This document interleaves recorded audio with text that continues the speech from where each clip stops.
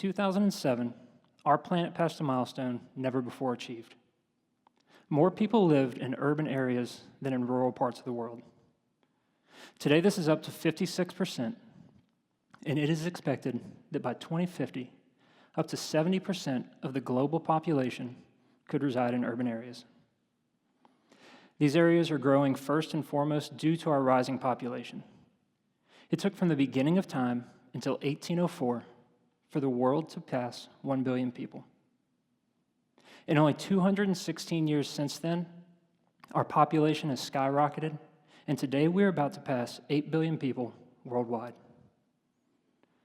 With populations rising and our cities expanding, we are removing existing vegetation such as forests, prairies, and grasslands, and we are replacing them with surfaces such as asphalt, concrete, and buildings. Now, due to this shift, our cities are at a higher risk of environmental hazards, which can include increased air temperatures, longer heat waves, more droughts, increased air pollution, and greater intensity rainfall events, which can lead to flooding, like this event from Atlanta in 2009. Cities have historically combated these hazards through the use of green infrastructure practices, such as urban tree plantings, parks and open space, and implementing stormwater design, all which help beautify our cities and have a positive effect on the environment. In the city of Atlanta, we're lucky to live in a place with such a rich tree canopy. We lead the nation in tree coverage of major cities at almost 50%, and have thus been given the nickname of the city in the forest. However, even Atlanta is slowly being impacted by urbanization.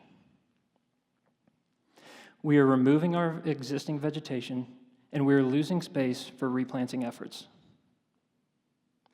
So how do we combat the effects of climate change and help save Atlanta from the impacts of urbanization if we are losing space for replanting? What does Atlanta and every other urban area in the world have high numbers of? Rooftops. One study estimates there to be upwards of 146,000 square miles of urban rooftops in the world, slightly smaller than the entire country of Norway. I worked in a landscape architecture firm for about 8 years, and about a year ago I decided to come back to grad school. I was in need of a topic for my thesis, and I was stuck as to what I wanted to study. One day I was standing at the window at the printer, I was looking out at this view. I don't think I'd ever seen really any cars parked in the parking garages on the left, and that bare rooftop was just getting boring to look at after thousands of times. For a split second, I imagined how much more enjoyable my view would be, and how much more enjoyable all of our views would be if our rooftops were covered with vegetation. A vegetated roof, also known as a green roof, a living roof, or an eco roof, is the roof of a building or a structure which is partially or completely covered with vegetation. Some are built with smaller plantings, such as grasses and sedums, such as this roof from New York City, while others can accommodate larger plants, such as shrubs and trees, like this one in Japan. So how can vegetated roofs help combat climate change and save Atlanta from the impacts of urbanization? This question was the primary focus of my research. This is the city limits of Atlanta, which altogether total just under 137 square miles. This is a map of all the rooftops within the city. After removing rooftops not suitable for vegetation, Atlanta has over 131 million square feet of rooftops possible for vegetated roof development. Now, I just told you before that Atlanta leads the nation in tree coverage of major cities. However, in order to determine the best areas for vegetated roof development, what I wanted to find out was what areas of the city were not covered in vegetation, as these would be the best places to start. By researching aerials of the city, I was able to map out and highlight those areas most critical and in need of vegetated coverage. However, in order to understand the overall implementation of the benefits of vegetated roofs, I needed to start small. So I modeled out a 20,000 square foot vegetated roof, which is similar to a standard office building size, like this one in Buckhead. Looking into this roof in terms of benefits of energy savings, air pollutant capture, and stormwater retention, I estimate this roof to be able to remove up to 24,000 pounds of carbon dioxide, 40 to 50 pounds of air pollutants, and up to 400,000 gallons of stormwater every year. Now that's just one roof, but what if we scaled up? If Atlanta were to implement 1%, just 1% of its available rooftops, we could remove 827 tons of carbon dioxide. We could eliminate 1.5 tons of air pollutants, and we could reduce up to 26 million gallons of stormwater every year. So what does 1% look like in the city? It looks like this.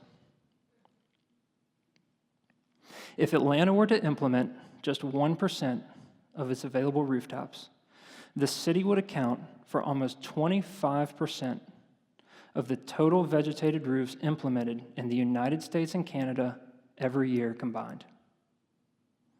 Now, that's an incredible statistic that I still can't believe after saying that probably 30, 40 times. So I'm going to say it one more time. If Atlanta were to develop just 1% of its available rooftops, just over 1.3 million square feet, the city would account for almost 25% of the total vegetated roofs implemented in the United States and Canada every year combined. One of the greatest benefits of vegetated roof development is the fact that we already have thousands of existing rooftops. Their implementation in our fight against climate change requires no additional land development to our cities. And because of this, our rooftops are the perfect setting for a green revolution. We are entering a critical time in the world where if we don't act fast, we could lose the battle with climate change. If we continue to carelessly expand our cities and remove existing vegetation, we won't be leaving this world a better place for those who follow. If you are a developer, a politician, or a designer, I encourage you to think about the ways in which you can promote the use of vegetated roofs. For those of you probably not in those professions, I encourage you to get in touch with your local politicians and ask them if vegetated roofs are a detailed part of your city's sustainability plan.